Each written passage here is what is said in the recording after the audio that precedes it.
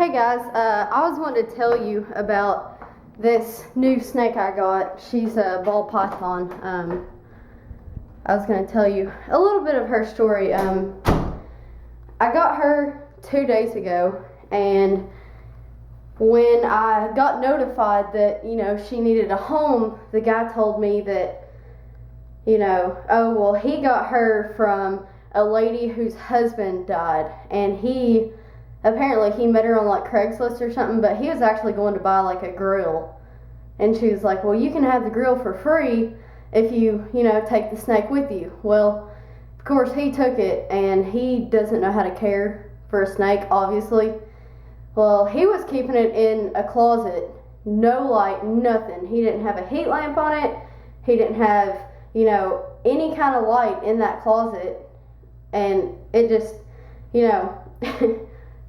I was told about it actually 3 times, and every time I was like, no, I don't need any more pets, but I got to thinking about it, and I was like, well, what's one more little ball python? Because snakes really, they're not that hard to care for. I mean, it takes a little bit of money and a little bit of time, but other than that, it's not very difficult. So I went to look at her, and I just fell in love immediately, of course, because I have this love for animals. But she's actually really docile. He said that he was feeding her live, which I was like, oh no, because if you feed your snake live, then the mouse could possibly bite your snake and hurt it. So I was like, okay, well, I hope that it'll take frozen thawed, because most snakes, once they eat live, they won't eat frozen. So I was really hoping that I wouldn't have a problem with her, but I didn't have a problem with her. Actually, I've had her for 2 days now, and yesterday, sorry guys, yesterday, I thought out a mouse for her, which I have 2 other snakes, and so I thought one out for her to see if I could get her to eat. Hang on, I'm going to set you guys up there for a minute. I was opening her cage, but luckily, here she is right here. You can see her. She's already excited. You see her? She's so little. She really is just a sweetheart. Let's see if I can get her out here. Oh, I got some coconut bark in her water. She is a sweetheart, if you can see her. Let me get her out here for you. I named her Caramel just because of her colors.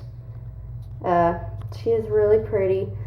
She's still, I think, getting used to people.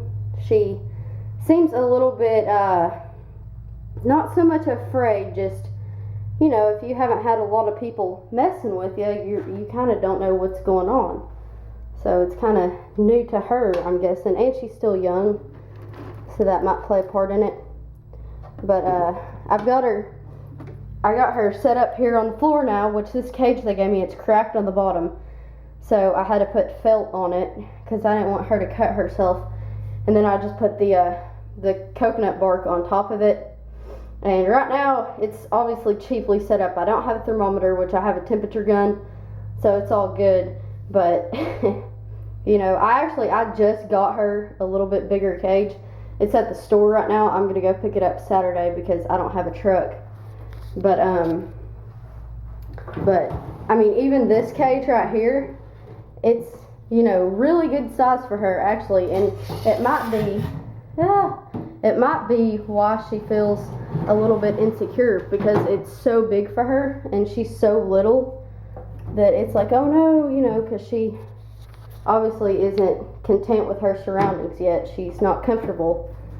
But other than that, she's doing great. This is my big girl. This is Crown. You can see her eyeball right there. She is about to shed. So here in a minute, I'm going to go through her cage and spray her down and get her humidity up. And then this one, it's a Western Hognose. He's the little feisty firecracker. He's really not mean. He won't bite you.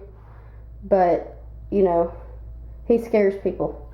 And the reason that he scares people is because when you open the cage, he's like, and he'll puff his neck out. He'll puff like a puff adder. He'll flatten his neck like a cobra. He'll even sometimes strike at you, but if you've ever had a hognose or know anything about them, they strike mouth closed.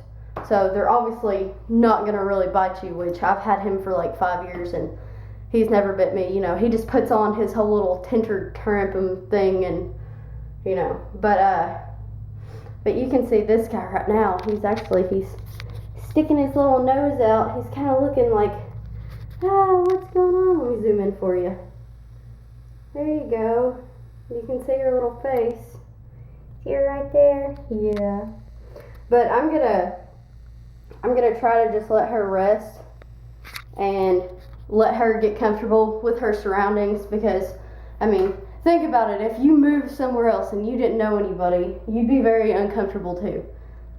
So right now I'm trying to just let her, you know, chill and trying to keep her temperature correct, because for these other guys, I have, here, let me show you.